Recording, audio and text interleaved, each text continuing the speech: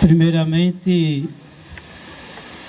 quero saudar o meu irmão no sacerdócio, Padre Reginaldo, digníssimo pároco desta paróquia, São Francisco das Chagas. Saúdo também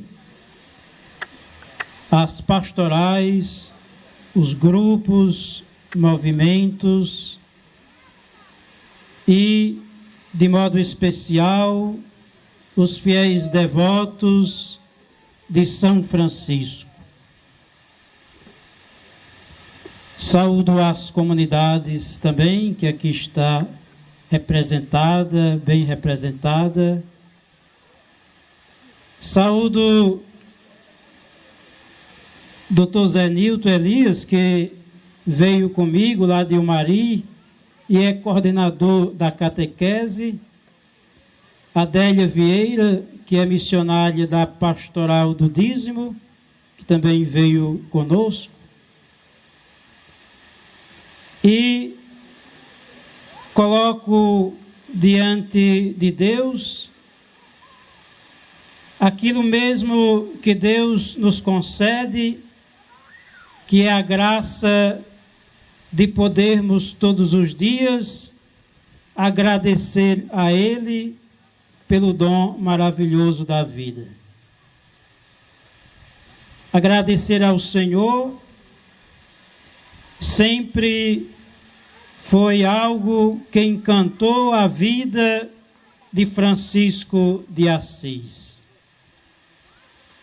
Jovem, primeiramente, na sua cidade natal, rico, cheio de entusiasmo, cheio de alegria, num primeiro momento, pensando ser aquela alegria que ele iria vivê-la cotidianamente. Não sabia ele que Deus havia preparado algo muito maior, muito mais sublime, para que ele pudesse experimentar na sua vida terrena e humana. Francisco caiu do cavalo. Em outras palavras, como São Paulo, caindo do cavalo, encontrou-se verdadeiramente com a liberdade.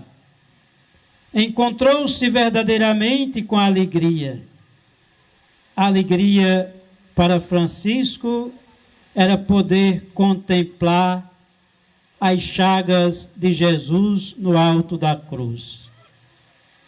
Não porque ele se deleitasse, porque viu o Divino Salvador sofrer, mas porque ele sabia que esta era a verdadeira alegria de um cristão, saber que o seu Senhor deu a própria vida para lhe salvar. Certa vez, São Francisco, encaminhada juntamente com o seu grande irmão, Frei Leão, num dia de chuva, de muito frio, lá em Assis, e Frei Leão lhe fez uma pergunta. Pai Francisco, mestre, qual é ou o que é a verdadeira alegria? E ele respondeu: Frei Leão, se neste instante nós chegarmos em um dos conventos que nós queremos ser acolhidos para depois descansarmos, e alguém, sobretudo o porteiro, nos expulsar, correr atrás de nós e nos bater, dizendo fora vagabundos, esta é a verdadeira alegria. Esta é a verdadeira satisfação, porque nós estaremos sofrendo as piores humilhações em nome do Senhor, em nome daquele que no alto da cruz nos deu a graça de vivermos eternamente. Caríssimos irmãos e irmãs, fiéis devotos de São Francisco, a centralidade da liturgia é, sobretudo, a pessoa de Jesus Cristo. Jesus Cristo é o centro. Nós somos meros instrumentos nas mãos de Deus, quando nos colocamos diante dele.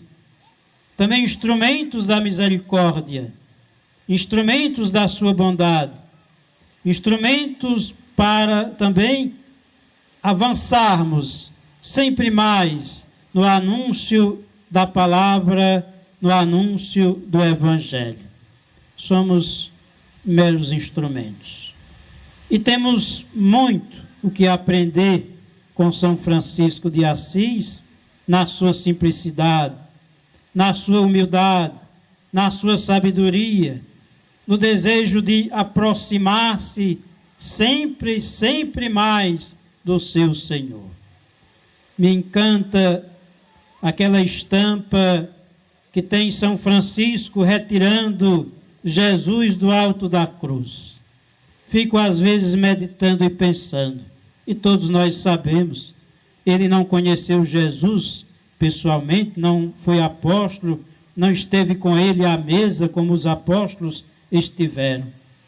Mas ele aproximou-se tanto de Jesus, mas tanto que o autor pintou ele retirando Jesus da cruz. É uma cena belíssima.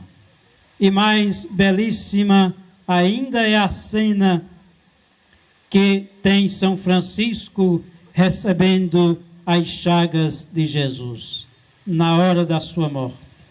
São Francisco entrega a sua vida e recebe o maior presente que ele gostaria de receber: as 5 chagas de Jesus.